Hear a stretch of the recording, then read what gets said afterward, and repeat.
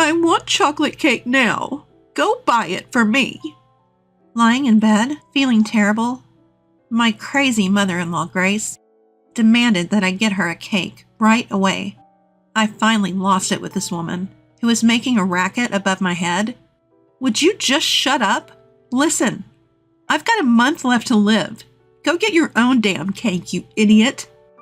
My name is Olivia, and I'm 28 years old. I met my husband David through a friend, and we got married after dating for 3 years. We don't have any kids yet, but we're enjoying our time together. David's family owns a small factory with about 30 employees. They're doing pretty well in their area. The company was founded by my late father-in-law, and I heard from David that it grew with the combined efforts of the employees. Now David's sister Sophia is running the company as the CEO. By the way, she's not married. Sophia has a knack for business, and the company's performance has improved recently. Must be Sophia's great communication skills, just like Mom, David said. Sophia was indeed friendly and approachable, even to me when we first met. I'm Sophia, your sister-in-law. I'm so happy to have such a cute sister. She grabbed my hand and said this with a wonderful smile. As someone who only has brothers, I was also happy to feel like I had gained a sister. So far, it sounds like I have nothing to complain about, but that's not the case. The problem is my mother-in-law. Our company has coffee breaks at 10 a.m. and 3 p.m., and I really hate those times. And here's why. Sorry, Olivia. I'm a bit tied up. Could you get Mom's coffee? When I hear that, my mood instantly drops. The family home is next to the factory, and my mother-in-law chose to retire and stay home after my father-in-law passed away. However, she seemed to cherish this coffee break, saying, I've been waiting for you. So, Olivia, I wanted to talk to Sophia. She gave me a blatantly disappointed look. Naturally, she wasn't in a good mood, and as she was about to leave with a wry smile, she said, Hey, I have something to say to you, so sit here. And then she complains to me until the break is over. So, you've been married for 3 years and still no kids. What can I do? Having kids isn't something you can control. And if I stay quiet, she gets even more irritated. Why such a gloomy face? I wonder why David chose someone like you. Plus, given your parents, who knows how long you'll live? The sooner the better. She said that with a sigh. Hearing her say that, especially about my parents, really gets me down. And there's a reason for that. When David and I decided to get married and went to meet his family, this happened. What? You don't have parents? My mother-in-law looked shocked when I told her. Of course, it's not like I never had parents. My mom passed away from cancer when I was 10, and my dad died of a heart attack 10 years later when I was 20. My memories of my mom are vague, but my dad raised my brother and me, all by himself. I deeply regret that he passed away before I could repay his kindness. When people hear about my situation, they usually look at me with pity and say, You must have had a hard time. But my mother-in-law was different. So, you might not live long either, huh? She actually said that. While I was stunned by her response, What a rude thing to say. How insensitive. My husband David said. Despite that, my mother-in-law kept grumbling, insisting it was an important issue. Should I reconsider this marriage? Just as I was thinking that, Sophia, who had been quiet until then, slammed her hand on the table and said, What are you talking about? Said so quietly, everyone in the room froze. Then my mother-in-law said, Right, Sophia, you agree with me, don't you? That's what she said. Sophia coldly responded, What? I told Mom, David chose Olivia himself, and she's wonderful. Why can't you support that? That's what she told my mother-in-law, with cold eyes. This seemed to shock my mother-in-law, who adores her daughter. From then on, she stopped making snide comments, except when we were alone. Even during the twice daily coffee breaks, she looked disappointed when I brought her coffee instead of Sophia. David and I rented a room near his family home, so the only time I had to endure her complaints was during those 10-minute coffee breaks. I'm so glad we don't live together. But my peace was suddenly shattered. That year, a record-breaking hurricane brought a lot of misfortune my way. Olivia, hurry! Something terrible has happened. I'd never heard David sound so panicked. I rushed to the living room to find it in complete disarray. What is this? Our ceiling was leaking terribly due to the hurricane. It wasn't just our room. The owner contacted us to say it was the same in other rooms. It seemed impossible to repair while living there, so we had to find temporary housing. Sophia cheerfully suggested, "Why are you worrying? Just live with us. Your commute will be 30 seconds. Sophia said that with an innocent look on her face. So, we ended up staying with David's family for a while.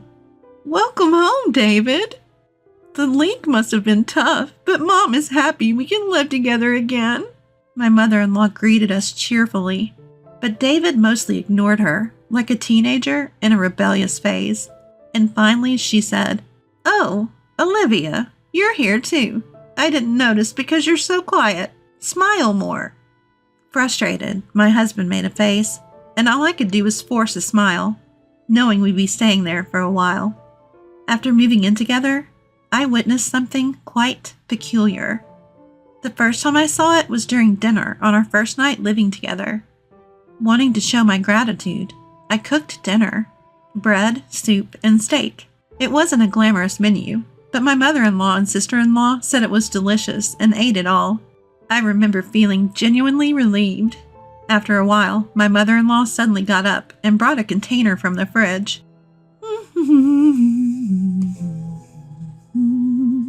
Humming a tune, she opened it and piled a ton of its contents onto her steak. Ugh, Mom, you're still eating that stuff? My husband sitting next to me looked disgusted. Sophia, my sister-in-law, rolled her eyes and said, "She won't stop, no matter how many times I tell her. I've given up." She then burst into laughter. At first, I couldn't tell what was on top of the steak. Upon closer inspection, I realized it was jam.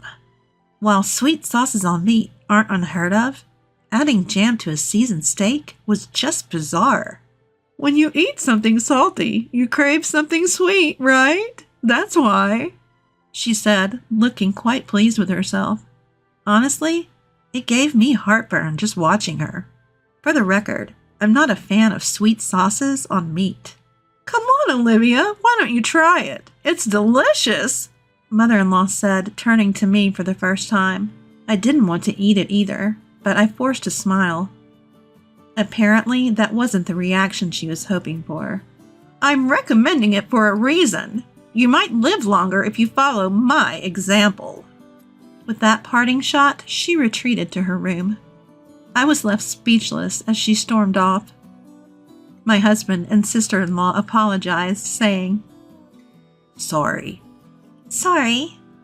Mom's at it again with her nonsense."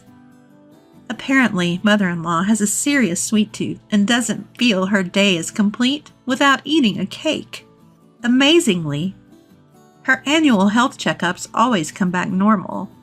Come to think of it, she's always eating cake during our 3 p.m. coffee breaks. I remember that.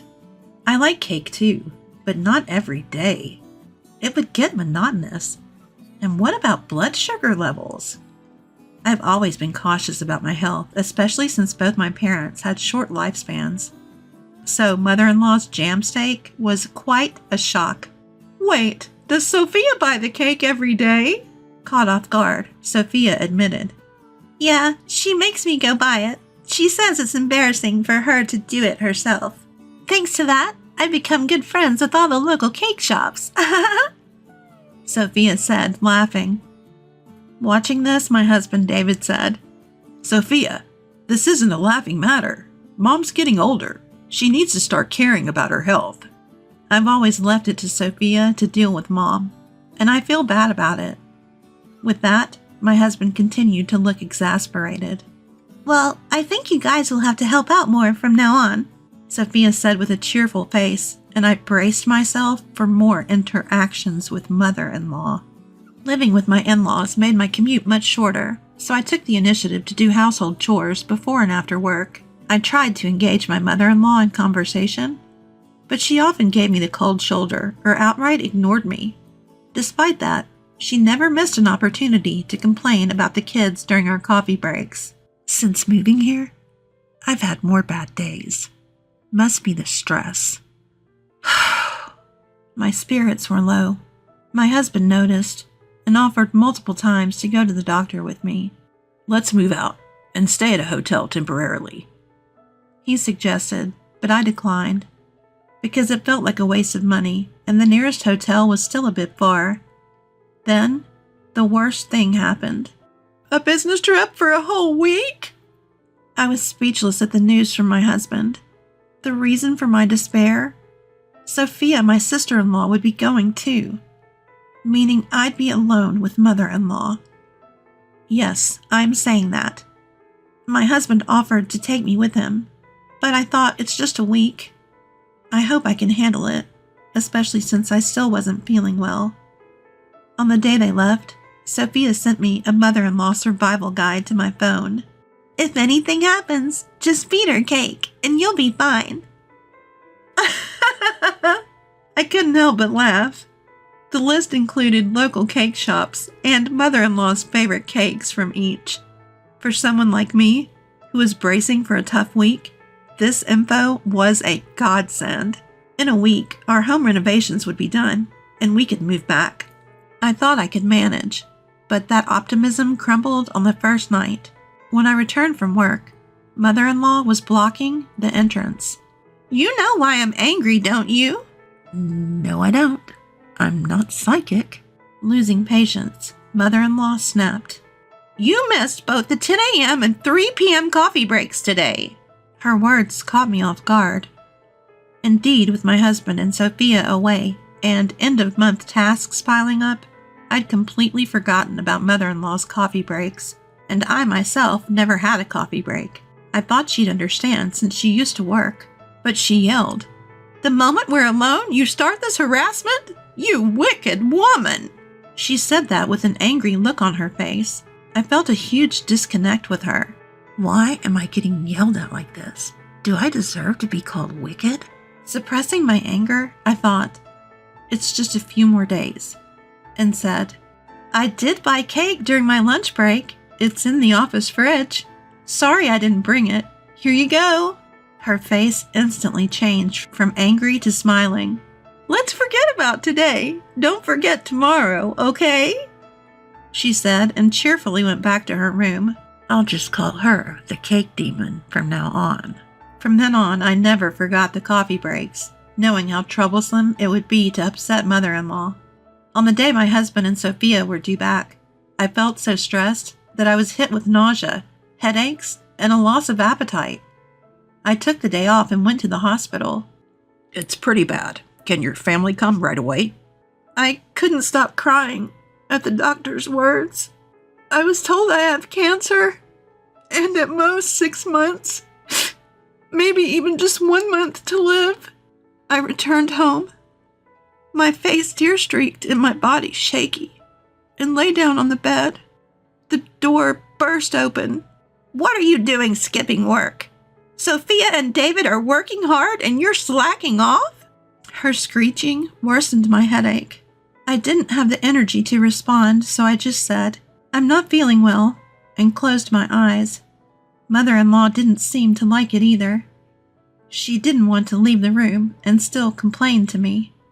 She continued to complain, saying things like, That's why you can't have kids. And, Who knows if you'll live long? I just kept silent, pretending to sleep. I pretended to be asleep. Then, out of nowhere, she asked about today's coffee break. Is she really this stupid?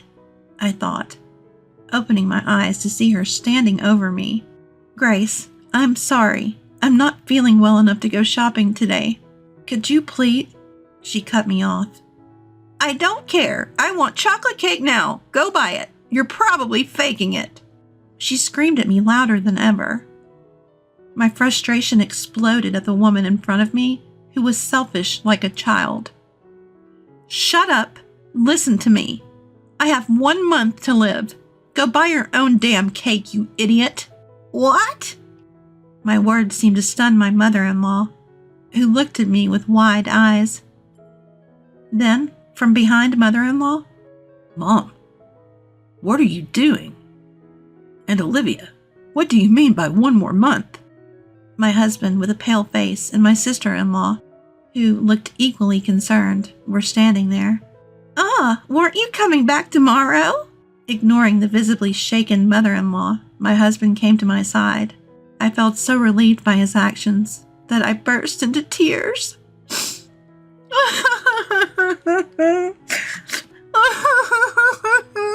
I can't take it anymore.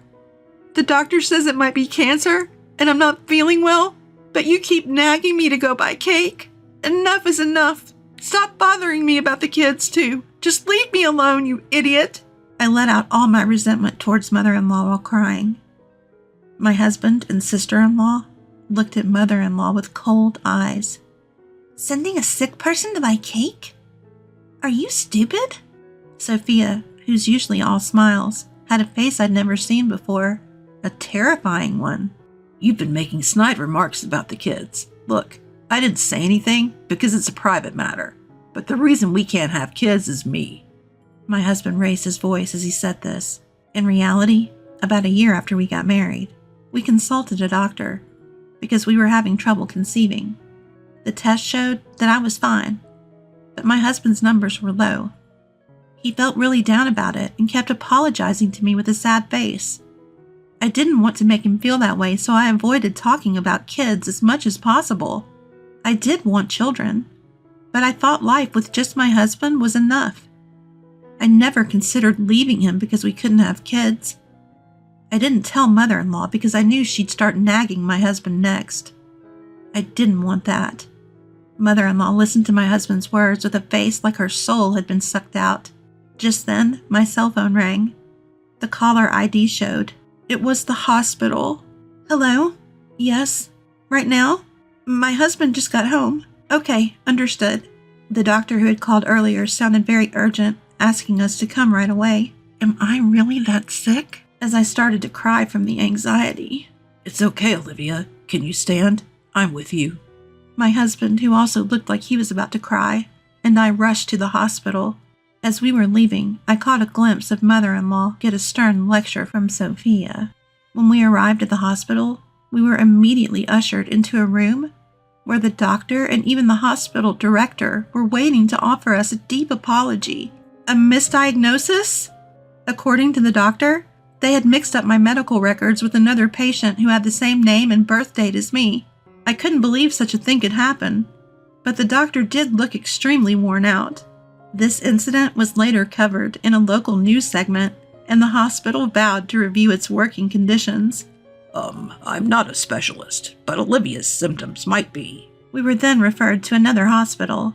When we returned to my in-law's house, mother-in-law seemed to have been scolded by Sophia and was shrinking in her seat. Sophia later told me she was worried that her newlywed son might lose his wife and be heartbroken. It might be love turned inside out, but it was a real hassle. Seeing our tear-streaked faces, even mother-in-law broke down. Did I really do something that bad? She started crying. So what about Olivia? Sophia asked with a concerned look. I'm pregnant, I said, tears of joy filling my eyes. My husband was also shedding tears of happiness beside me. We immediately went to the maternity hospital as advised. It's still early, but yes, you're pregnant. We can confirm the heartbeat.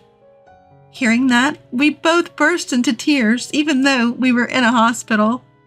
Sophia also cried, saying, I'm so glad, so very glad. As for what happened next, Sophia got engaged to her long-term boyfriend. and moved to another state with him after quitting her job. We had heard about this before, so it wasn't a surprise. My husband, who was taking over as the new CEO, seemed to have his hands full with client visits. The business trip, by the way, was for that reason. He told me later that he was able to come home a day early because it ended sooner than expected. Mother-in-law seemed to know nothing about it. What? Getting married? Quitting her job and moving to another state? And was shocked. Sophia told her, "Yeah, I told you, remember?" "Well, it doesn't matter. It's settled." Mother-in-law was in a daze, and we all laughed.